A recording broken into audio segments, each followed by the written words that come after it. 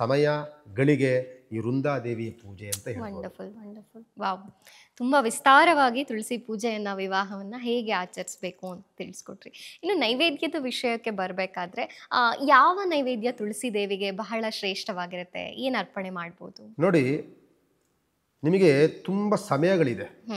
ಪ್ರಾತಃ ಕಾಲದಿಂದಲೂ ಸಹ ಸಾಯಂಕಾಲ ಪೂಜೆ ಮಾಡುವಂಥದ್ದು. ನೀವು ಯಾರೂ ಸಹ ಪ್ರಾತಃ ಕಾಲದ ಪೂಜೆಗಳಿಗೆ ತುಳಸಿ ದೇವಿ ಅಷ್ಟು ಶುಭ ಅನುಗ್ರಹವನ್ನು ನೀಡೋದಿಲ್ಲ. ಕಾರ್ತಿಕ ಮಾಸ ಅಂತಂದಾಗ ನೀವು ಆರಾಧನೆಗಳನ್ನು ಮಾಡ್ಕೊಳ್ಳಿ, ಉಪಾಸನೆಗಳನ್ನು ಮಾಡ್ಕೊಳ್ಳಿ, ಅದಕ್ಕೇನು ತೊಂದರೆ ಇಲ್ಲ. ಸಾಯಂಕಾಲದ ತುಳಸಿ ದೇವಿಯ ಪೂಜೆ ಅತ್ಯಂತ ಪಾವಿತ್ರತೆ ಮತ್ತು ಫಲಪ್ರದವಾಗಿರುತ್ತೆ. ನಿಮಗೆ ಪ್ರಾತಃ ಕಾಲದಿಂದಲೂ ಸಹ ಸಾಯಂಕಾಲದವರೆಗೂ ಸಂಪೂರ್ಣವಾದಂಥ ಸಮಯಗಳು ಸಿಗುತ್ತೆ. ಅಂದರೆ ನಾವು ನೈವೇದ್ಯ ಅಂದ ತಕ್ಷಣವೇ ನಮಗೆ ಸಿಗುವಂಥದ್ದು ಸಿಹಿ ಭೋಜನಾದಿಗಳು ನಮಗೆ ಕಣ್ಣಿಗೆ ಕಾಣಿಸುತ್ತೆ. ಈ ದೀಪಾವಳಿ ಹಬ್ಬ ಬಂದಾಗ ಕಾರ್ತಿಕ ಮಾಸದ ಆರಂಭದ ದಿನಗಳು ನಾವೇನು ಮಾಡ್ತಿರ್ತೀವಿ, ಮನೆಗಳಲ್ಲಿ ಕಜ್ಜಾಯ, ನಾವು ಈ ರೀತಿಯಾದಂತಹ ಕೋಡ್ಬಳೆ, ಮತ್ತೆ ಕರ್ಜಿಕಾಯಿ, ಮತ್ತೆ ಹೋಳಿಗೆ, ಈ ಥರದ್ದೇ ನೈವೇದ್ಯಗಳನ್ನು ಮಾಡ್ತಿರ್ತೀವಿ. ಈಗ ಕಾರ್ತಿಕ ಮಾಸ ಇರೋದ್ರಿಂದ ಈ ಕಾರ್ತಿಕ ಮಾಸ ಮಾಂಸಾಹಾರಕ್ಕೆ ನಿಷಿದ್ಧವಾದಂತಹ ಮಾಸ. ಅಂದ್ರೆ ಕಾರ್ತಿಕ ಮಾಸದಲ್ಲಿ ಮಾಂಸಾಹಾರವನ್ನು ನಿಷಿದ್ಧವಾದಂತಹ ಮಾಸ. ನಮ್ಮಲ್ಲಿ ಈ ರುಚಿ ಇರುವಂತಹ ವ್ಯಕ್ತಿಗಳು ಅದನ್ನ ಸೇವಿಸ್ಕೊಳ್ಳುವಂಥದ್ದು. ಕಾರ್ತಿಕ ಮಾಸ ನಾನು ಶಿವಭಕ್ತ ಅಂತ ಅಂದ ನಂತರದಲ್ಲಿ ನಾನು ಶಿವಭಕ್ತನಾದಂಥವನು, ನಿಜವಾದಂಥ ಶಿವಭಕ್ತನಾದರೆ ನಾನು ಆ ಮಾಂಸಾಹಾರವನ್ನು ನಾನು ತ್ಯಜಿಸ್ತೇನೆ. ಏನ್ರಿ ಶಿವ ಊಟಕ್ಕೂ ಇದಕ್ಕೂ ಏನ್ರಿ ಸಂಬಂಧ, ನಾವು ನಮ್ಮ ಊರಿಗೆ ನಮ್ಮ ದೇವರಿಗೆ ನೈವೇದ್ಯ ಮಾಡ್ತೀವಿ ಅನ್ನುವಂಥ ಕೆಲವು ಸಂಪ್ರದಾಯಗಳಿದ್ದರೆ, ಆದರೆ ಪುರಾಣಗಳು ಹೇಳುವಂಥದ್ದು ನಿಷಿದ್ಧ ಕಾರ್ತಿಕ ಮಾಸ ಅತ್ಯಂತ ಪಾವಿತ್ರತೆಯ ಮಾಸವಾಗಿರೋದ್ರಿಂದ ಮಾಂಸಾಹಾರವನ್ನು ನಿಷಿದ್ಧವಾಗುವಂತಹ ಸಮಯ ಇರೋದ್ರಿಂದ ಇಲ್ಲಿ ಸಿಹಿ ಭೋಜನಕ್ಕೆ ಮಾತ್ರ ಅವಕಾಶ ಉಂಟು. ಸಿಹಿ ಭೋಜನ ಅಂತ ಅಂದರೆ ನೀವು ಅತ್ಯಂತ ಸರಳವಾಗಿ ಮಾಡುವಂಥದ್ದು ಪಾಯಸವನ್ನು ಮಾಡ್ತಿರ್ತೀವಿ. ಶ್ರೀಕೃಷ್ಣ ಭಗವಂತನಿಗೆ ಅತ್ಯಂತ ಪ್ರಿಯವಾಗಿರುವಂಥದ್ದು ಏನು ಗೊತ್ತಾ ನಿಮಗೆ? ಶ್ರೀಕೃಷ್ಣ ಭಗವಂತನಿಗೆ ಅತ್ಯಂತ ಪ್ರಿಯವಾಗಿ ನೀವೇನೇನೋ ಮಾಡಿ ಅವನು ಏನು ಮಾಡ್ರೋ ಅವನು ಖುಷಿ ಆಗಲ್ಲ. ಒಂದು ಅವಲಕ್ಕಿಯನ್ನು ಮಾಡಿಬಿಡಿ, ಬಹಳ ಖುಷಿಯನ್ನು ಪಡ್ತಾನೆ ಶ್ರೀಕೃಷ್ಣ.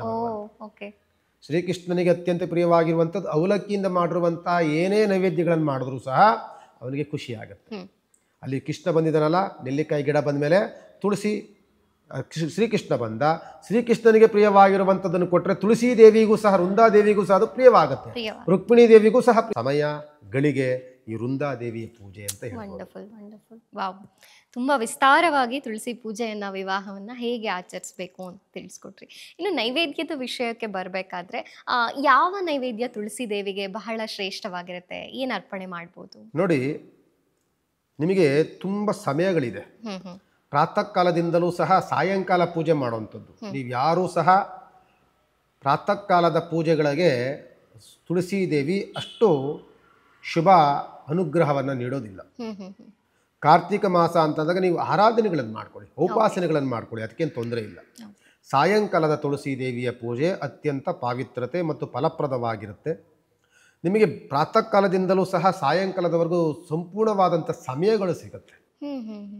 ಅಂದರೆ ನಾವು ನೈವೇದ್ಯ ಅಂದ ತಕ್ಷಣವೇ ನಮಗೆ ಸಿಗುವಂಥದ್ದು ಸಿಹಿ ಭೋಜನಾದಿಗಳು ನಮಗೆ ಕಣ್ಣಿಗೆ ಕಾಣಿಸುತ್ತೆ. ಈ ದೀಪಾವಳಿ ಹಬ್ಬ ಬಂದಾಗ ಕಾರ್ತಿಕ ಮಾಸದ ಆರಂಭದ ದಿನಗಳು ನಾವೇನು ಮಾಡ್ತಿರ್ತೀವಿ, ಮನೆಗಳಲ್ಲಿ ಕಜ್ಜಾಯ, ನಾವು ಈ ರೀತಿಯಾದಂತಹ ಕೋಡ್ಬಳೆ, ಮತ್ತೆ ಕರ್ಜಿಕಾಯಿ, ಮತ್ತೆ ಹೋಳಿಗೆ, ಈ ಥರದ್ದೇ ನೈವೇದ್ಯಗಳನ್ನು ಮಾಡ್ತಿರ್ತೀವಿ. ಈಗ ಕಾರ್ತಿಕ ಮಾಸ ಇರೋದ್ರಿಂದ ಈ ಕಾರ್ತಿಕ ಮಾಸ ಮಾಂಸಾಹಾರಕ್ಕೆ ನಿಷಿದ್ಧವಾದಂತಹ ಮಾಸ. ಅಂದ್ರೆ ಕಾರ್ತಿಕ ಮಾಸದಲ್ಲಿ ಮಾಂಸಾಹಾರವನ್ನು ನಿಷಿದ್ಧವಾದಂತಹ ಮಾಸ. ನಮ್ಮಲ್ಲಿ ಈ ರುಚಿ ಇರುವಂತಹ ವ್ಯಕ್ತಿಗಳು ಅದನ್ನ ಸೇವಿಸ್ಕೊಳ್ಳುವಂಥದ್ದು. ಕಾರ್ತಿಕ ಮಾಸ ನಾನು ಶಿವಭಕ್ತ ಅಂತ ಅಂದ ನಂತರದಲ್ಲಿ ನಾನು ಶಿವಭಕ್ತನಾದಂಥವನು, ನಿಜವಾದಂಥ ಶಿವಭಕ್ತನಾದರೆ ನಾನು ಆ ಮಾಂಸಾಹಾರವನ್ನು ನಾನು ತ್ಯಜಿಸ್ತೇನೆ. ಏನ್ರಿ ಶಿವ ಊಟಕ್ಕೂ ಇದಕ್ಕೂ ಏನ್ರಿ ಸಂಬಂಧ, ನಾವು ನಮ್ಮ ಊರಿಗೆ ನಮ್ಮ ದೇವರಿಗೆ ನೈವೇದ್ಯ ಮಾಡ್ತೀವಿ ಅನ್ನುವಂಥ ಕೆಲವು ಸಂಪ್ರದಾಯಗಳಿದ್ದರೆ, ಆದರೆ ಪುರಾಣಗಳು ಹೇಳುವಂಥದ್ದು ನಿಷಿದ್ಧ ಕಾರ್ತಿಕ ಮಾಸ ಅತ್ಯಂತ ಪಾವಿತ್ರತೆಯ ಮಾಸವಾಗಿರೋದ್ರಿಂದ ಮಾಂಸಾಹಾರವನ್ನು ನಿಷಿದ್ಧವಾಗುವಂತಹ ಸಮಯ ಇರೋದ್ರಿಂದ ಇಲ್ಲಿ ಸಿಹಿ ಭೋಜನಕ್ಕೆ ಮಾತ್ರ ಅವಕಾಶ ಉಂಟು. ಸಿಹಿ ಭೋಜನ ಅಂತ ಅಂದರೆ ನೀವು ಅತ್ಯಂತ ಸರಳವಾಗಿ ಮಾಡುವಂಥದ್ದು ಪಾಯಸವನ್ನು ಮಾಡ್ತಿರ್ತೀವಿ. ಶ್ರೀಕೃಷ್ಣ ಭಗವಂತನಿಗೆ ಅತ್ಯಂತ ಪ್ರಿಯವಾಗಿರುವಂಥದ್ದು ಏನು ಗೊತ್ತಾ ನಿಮಗೆ? ಶ್ರೀಕೃಷ್ಣ ಭಗವಂತನಿಗೆ ಅತ್ಯಂತ ಪ್ರಿಯವಾಗಿ ನೀವೇನೇನೋ ಮಾಡಿ ಅವನು ಏನು ಮಾಡ್ರೋ ಅವನು ಖುಷಿ ಆಗಲ್ಲ. ಒಂದು ಅವಲಕ್ಕಿಯನ್ನು ಮಾಡಿಬಿಡಿ, ಬಹಳ ಖುಷಿಯನ್ನು ಪಡ್ತಾನೆ ಶ್ರೀಕೃಷ್ಣ. ಶ್ರೀಕೃಷ್ಣನಿಗೆ ಅತ್ಯಂತ ಪ್ರಿಯವಾಗಿರುವಂಥದ್ದು ಅವಲಕ್ಕಿಯಿಂದ ಮಾಡಿರುವಂಥ ಏನೇ ನೈವೇದ್ಯಗಳನ್ನು ಮಾಡಿದ್ರೂ ಸಹ ಅವನಿಗೆ ಖುಷಿ ಆಗುತ್ತೆ.